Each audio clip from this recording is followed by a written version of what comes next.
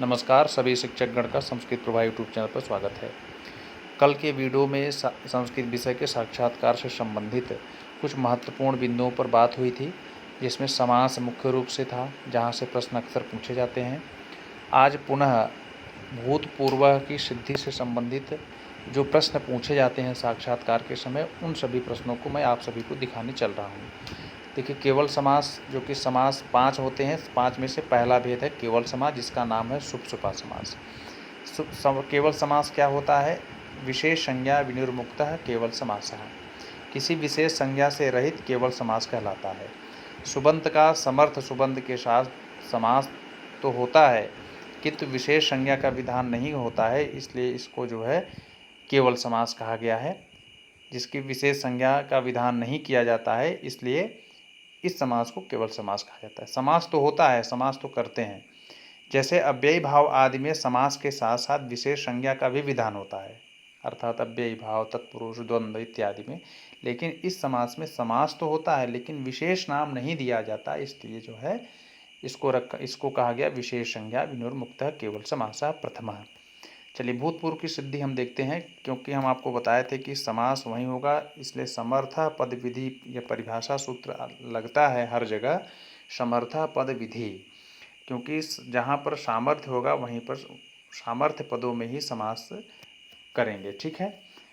और एक सूत्र है शुभामंत्रिते, ये पूरा सूत्र यहाँ नहीं लिखा गया है, इसका क्रम है 2 1 2। यहाँ से शुभ की अनुवृत्ति आ रही है, इसमें एक शुभ शब्द आया है, इसकी शुभ की अनुवृत्ति चलेगी जब हम भूतपूर्व की सिद्धि करेंगे, जिसमें सह सुपा सूत्र है।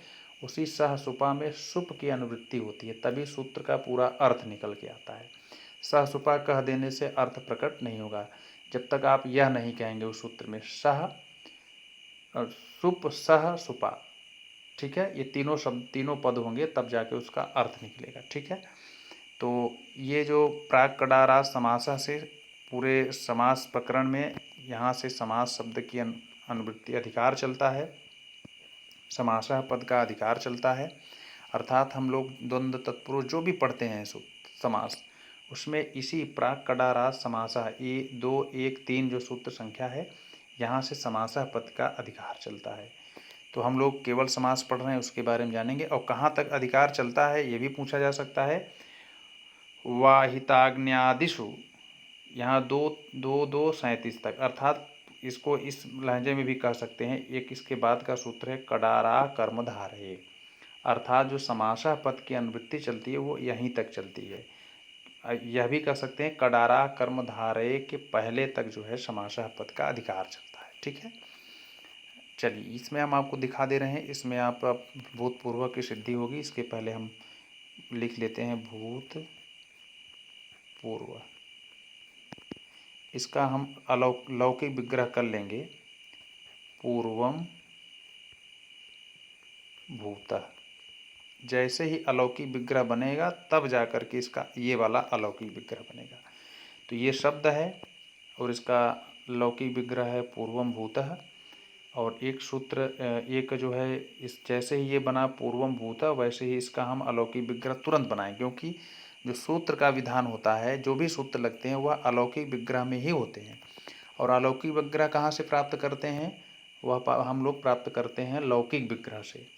ठीक है। तो लौकिक विग्रह से अलौकिक विग्रह प्राप्त करते हैं। और सरल तरीका है, जैसे मूल शब्द है पूर्व और इसका रूप चला था पूर्वम, तो अम जो है वो निकाल लेते हैं हम लोग बाहर। ठीक है। अर्थात जो अम प्रत्यय है, सु औजस अम औसस, सु औजस अम औसस, तो पूर्वम शब्द बना है, तो द्वितीय विभक्ति में है, तो उसमें जो अम प्रत्यय है उसको हमने क्या किया, निकाल लिया, निकाल के बाहर कर लिया। मूल शब्द था पूर्व, हम निकाल लिया बाहर। ऐसे भूतः में, भूतः द्वितीय प्रथमा विभक्ति एक वचन का है, तो भूत शब्द से बना है। जैसे राम से रामः बनता है, उसे भूत से भूतः बन गया। तो भूत में से सु निकाल लिए, तो ये सु निकल गया, ये बन गया। इसी को कहते हैं अलौकिक विग्रह। अब इसी में सूत्र लगते हैं, जिसमें से हम पहला सूत्र पढ़ेंगे सहसुपा। ये सूत्र अपने आप में पूर्ण नहीं है, इसमें कुछ शब्दों की अनुवृत्ति इसके पीछे वाले सूत्र से लेते हैं, जिसके सहसुपा से ठीक पहले एक सूत्र है मित्रों, ये आप देख सकते हैं, ये सूत्र है आपका शुभामंत्रिते 2 1 2, और इसके बाद जो है ये वाला है, और इसके बाद ही ये चौथा सूत्र है जो हम बोलते हैं सहसुपा। सहसुपा जो सूत्र है इसका क्रम है 2 1 4। तो इसमें इस वाले सूत्र से सुप शब्द की अनुवृत्ति हो रही, तभी यह अपना अर्थ प्रकट करेगा। तो ये सूत्र हो जाएगा सुप सह सुपा। तो इस प्रकार से आप यहाँ से देख सकते हैं ये क्या कहता है, ये इसके बारे में आप जान लीजिएगा। यह कहता है, तभी कहेगा जब इसमें सुप हम शब्द ला लेंगे ऊपर वाले सूत्र से, ठीक है। तो सह सुपा से सुबंत, देखिए ध्यान से, सुबंत पूर्व अम, ये वाला है सुबंत है का समर्थ सुबंत अर्थात भूत सु के साथ विकल्प से समास होता है। इसकी जब अनुवृत्ति आप पढ़ेंगे ये विकल्प से समास करता है, ठीक है। चलिए, जैसे ही समास सूत्र समास किया वैसे ही इसकी अव्यय संज्ञा होने लगी, क्योंकि कृत तद्धित समास, सॉरी अव्यय कह रहे हैं, प्रातिपदिक संज्ञा होने लगेगी। तो कृत तद्धित समासाश्च, तो कृदंत की तद्धितांत शब्दों की और समास की प्रातिपदिक संज्ञा होती है। प्रातिपदिक जैसे ही प्रातिपदिक संज्ञा करेंगे वैसे ही हम लोग सुपो धातु प्रातिपदिकयो, इसमें जो सुप हैं, सुप क्या है, सु औजस अम और षष्टाभ्याम भी जो 21 प्रत्यय हैं उसमें से अम लगा है और सु लगा है। ये तो सुपो धातु धातु प्रातिपदिकयो, इनका लोप कर देता है और ये रूप बचा आपका। तो सुप धातु और प्रातिपदिक से क्या कर देंगे, सुपों का लोप लुक हुआ है, ठीक है। सुपों का लुक हुआ, प्रातिपदिक के अवयवभूत जो अंग हैं अर्थात अम और सु, उनका लोप होकर के बना पूर्व और भूत। अब देखिए इसमें अब उपसर्जन संज्ञा होती है, जिसकी भी उपसर्जन संज्ञा करते हैं उसका पूर्व निपात होता है, ठीक है। तो उपसर्जन संज्ञा हम करेंगे, जिसकी भी उपसर्जन संज्ञा करेंगे तो इसके लिए एक सूत्र आता है संज्ञा करने का, उसको याद रखिएगा, प्रथमा निर्दिष्टम समास उपसर्जनम। ये क्या कहता है कि प्रथमा से निर्दिष्ट समास की उपसर्जन संज्ञा होती है, अर्थात आप पीछे वाले सूत्र में जाइएगा, सह और सुपा सूत्र, ये प्रथमा निर्दिष्ट मतलब सूत्र में प्रथमा विभक्ति से निर्दिष्ट। तो यहाँ पर सुप शब्द की अनुवृत्ति गई थी जिसमें ये प्रथमा विभक्ति में है, तो प्रथमा निर्दिष्टम समास उपसर्जनम। तो ध्यान से देखिएगा, सुप शब्द जो है प्रथमा में है और यह प्रातिपदिक है। दूसरी बात, सुपा शब्द तृतीया विभक्ति में है, यह प्रातिपदिक है। तो इस कंडीशन में, इस दशा में दोनों की जो है उपसर्जन संज्ञा होने लगी, अर्थात किसकी किसकी, यहाँ पर पूर्व की और भूत की दोनों की उपसर्जन संज्ञा प्राप्त हो रही थी। तो इसके लिए यह जो है, जो इस प्रकार से जो दोनों की संज्ञा प्राप्त हो रही थी, इसके लिए एक सूत्र आया है, भूत पूर्वे चरठ। ये सूत्र आया भूत पूर्वे चरठ। क्या कहता है कि जब दोनों की उपसर्जन संज्ञा प्राप्त होने लगी तो पूर्व का निपात करना संभव है, असंभव है, अर्थात पूर्व को करेंगे पहले कि भूत को करेंगे। तो इस जो अनियम जो आया है, इसके लिए एक सूत्र आया, क्या आया, भूत पूर्वे चरठ। क्या कह देता है कि हम केवल और केवल जहाँ उपसर्जन की बात आएगी, जहाँ पूर्व में निर्दिष्ट होने की बात आएगी, वहाँ पर हम भूत को पहले कर देंगे। यही सूत्र कहता है, कौन सा, भूत पूर्वे चरठ। इसको क्रम से याद करते रहिए जो जो सूत्र बता रहे हैं, ठीक है। और जैसे ही भूत और पूर्व हुआ, देखिए पहले पूर्व था पहले, अब हो गया पूर्व बाद में, और भूत पहले हो गया, किस सूत्र से, भूत पूर्वे चरठ से, ठीक है। अब 21 प्रत्यय लगाते हैं और प्रातिपदिकार्थ लिंग परिमाण वचन मात्रे प्रथमा से प्रातिपदिक अर्थ की विवक्षा में प्रथमा विभक्ति आ गई और उसमें एक वचन की विवक्षा में सु आ गया। अब देखिए सु लग गया, यहाँ देखिएगा भूत पूर्व सु। अब जैसे ही सु लगा वैसे ही उपदेशे अजनुनासिक से, इसमें स में से जो उ है उसकी इत संज्ञा हो गई और तत्स्य लोपा से लोप हो गया, क्योंकि उपदेश में जो अजनुनासिक है उसकी इत संज्ञा होता है। उत संज्ञा विधायक सूत्र आप पढ़े हैं, ठीक है। तो अब जैसे ही इत संज्ञा विधायक सूत्र लगा वैसे ही तत्स्य लोपा से लोप हो गया, अर्थात सु में से जो उ है उसकी इत संज्ञा हो करके उ का लोप हो गया, किस सूत्र से, तस्य लोपा से। अब बचा क्या, भूत पूर्व स।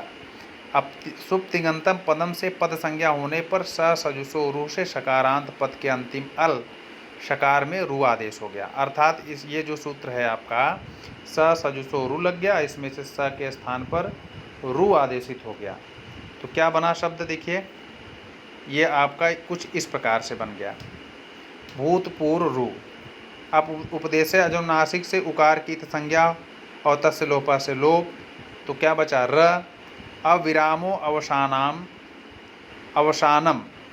विरामो अवसानम से विराम की अवसान संज्ञा होने पर खरवसानयो विसर्जनीय से अवसान में रेफ, आप ध्यान दीजिएगा, इसको रेफ बोलते हैं, रेफ को विसर्ग आदेशित हो गया। अर्थात इस सूत्र से खरवसानयो विसर्जनीय से र जो है र के स्थान पर विसर्ग आदेशित हो गया, तो बन गया भूतपूर्वः। ये इतने सूत्र आपको याद करने हैं। तो मित्रों आप नोट कर लीजिए, अगर नहीं समझ में आया है तो एक बार आप कमेंट बॉक्स में कमेंट करिएगा। जहाँ भी नहीं समझ में आएगा मैं आपको ज़रूर समझाने की कोशिश करूँगा, लेकिन इतना याद रखिएगा, आपसे पूछा जा सकता है भूतपूर्व चरण सूत्र क्या करता है। हमने आपको बता दिया था कि भूत, पूर्व और भूत इन दोनों की उपसर्जन संज्ञा जब हम कर रहे थे प्रथमा निर्दिष्टम समास उपसर्जनम से, तो दोनों की उपसर्जन संज्ञा प्राप्त होने लगी, दोनों की उपसर्जन संज्ञा हुई, और दोनों को पूर्व किसी को जो है, अगर दोनों की उपसर्जन संज्ञा प्राप्त हो रही है तो इस नियम से तो कोई भी पहले प्रयोग हो सकता है। तो ऐसा अगर करेंगे तो शब्द की सिद्धि गलत हो जाती, क्योंकि शब्द हमारे जो भाषा में दिखाई देता है वह कौन सा होता है, भूतपूर्व शब्द ही दिखाई देता है, कहीं पर पूर्वभूत शब्द नहीं मिलता है। ऐसी कठिन जो कठिनाई आ रही थी उसके निवारणार्थ जो है भूतपूर्व चरण सूत्र आया और कह दिया कि भाई भूत शब्द का ही पूर्व में निपात किया जाए, अर्थात पूर्व में प्रयोग किया जाए। ठीक है, चलिए ये सूत्र आप याद कर लीजिएगा। और किसका किसका अधिकार चल रहा है, समास में किसका अधिकार चलता है, प्राक कडारात समासा से समास का अधिकार चल रहा है, पूरे समास प्रकरण में चलेगा। और समर्था पद विधि सामर्थ्य पदों में ही समास करते हैं। और ये कहाँ तक समासा का अधिकार चलेगा याद कर लीजिएगा, वाहिताज्ञादिषु तक चलेगा, अथवा हम यह भी बोल सकते हैं कडाराह कर्म धारयेत के पहले तक। ठीक है, तो यह वीडियो आप सबको अच्छा लगा होगा, ज़रूर शेयर करें। तो मिलते हैं पुनः दूसरे वीडियो के साथ, महत्वपूर्ण प्रश्नों के साथ। तो आज के लिए इतना ही, धन्यवाद।